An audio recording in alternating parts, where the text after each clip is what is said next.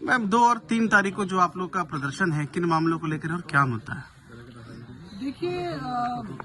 अभी हाल में ही 19 जनवरी को पूर्व मुख्यमंत्री झारखंड के और अभी वर्तमान में झारखंड विधानसभा में नेता प्रतिपक्ष बाबूलाल मरांडी जी के द्वारा जो एक स्टेटमेंट हम लोगों ने पेपर में पढ़ा था, उसमें ये था कि 11 फरवरी को रांची राजधानी में जनजातीय सम्मेलन का आयोजन किया जाएगा, जिसमें भाजपा विभिन्न प्रांतों से आए हुए उन 1 लाख आदिवासियों को बताएगी कि भाजपा ने उनके लिए उनके हित में कौन कौन से काम किए हैं। तो नंबर जो उन्होंने फहरिस्त उसमें जारी की, उसमें से आदिवासी महिला को राष्ट्रपति बनाया जाना, झारखंड राज्य का जो है गठन में अपना श्रेय लेना, आदिवासी मंत्रालय बनाने की बात उन्होंने की गई कही, और धरती आबा की बिरसा मुंडा जी के जयंती पर जो उन्होंने गौरव दिवस का घोषणा का जो उन्होंने बात रखी है,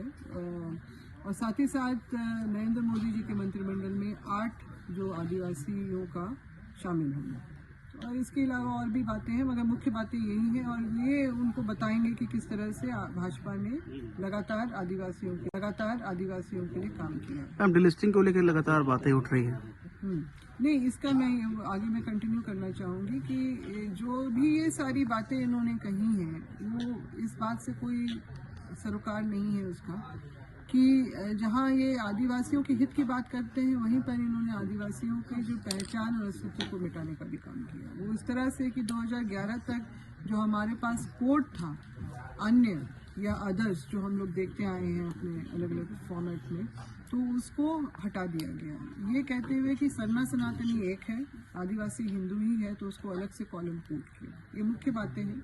जो इनकी नीयत को दर्शाता है कि आदिवासियों को हिंदू बना के हमारी आदिवासियत को ख़त्म करना चाहते हैं, हमारे संवैधानिक अधिकारों को ख़त्म करना चाहते हैं, हमारे बच्चों के भविष्य को भी अंधकार में डालना चाहते हैं, जो कि पहला तो नंबर 1 जो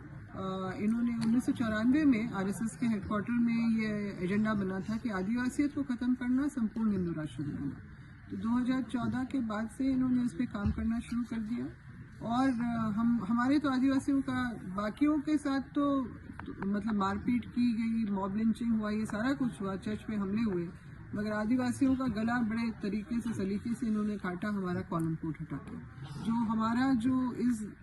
देश में हमारी उपस्थिति को दर्शाने वाला ही, क्योंकि यही जो कॉलम कोड हमारे जनगणना के प्रपत्र में भी रहता है, जिसमें हमारे आबादी के हमारी की उपस्थिति को दर्शाने वाला ही, क्योंकि यही जो कॉलम कोड हमारे जनगणना के प्रपत्र में भी रहता है, जिसमें हमारे आबादी के हमारी के आंकड़े बनते हैं।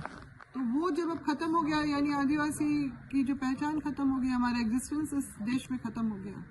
तो इस तरह का काम जब वो आदिवासियों को मिटा दिया, तो फिर इन सब चीज़ों को क्या इसका तुक क्या बनता है, क्या औचित्य बनता है इन सब बातों को बोलने का। तो ये सारा जो झूठ, ये अभी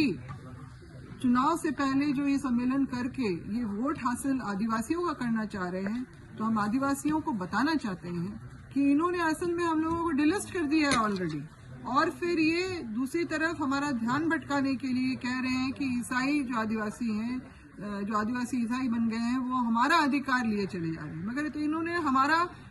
इस देश के नागरिक कहलाने का भी अधिकार जो है वो खत्म कर दिया है। जो हमारी अपनी विशिष्टता थी, जो हमारा अपना जो विरासत थी, उस सब पे इन्होंने पानी फेर दिया है, और इस तरह का जो ढोंग रचा रहे, ढिंडोरा पीट रहे हैं, तो ये हमसे बर्दाश्त नहीं हो रहा है, और हम इसलिए हमने जो हम दुनिया को बताना चाहते हैं, और विशेष रूप से हम भाजपा को बताना चाहते हैं कि आपका ये जो है जो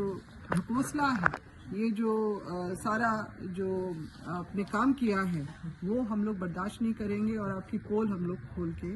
दुनिया के सामने रखेंगे, आदिवासी समाज के सामने रखेंगे।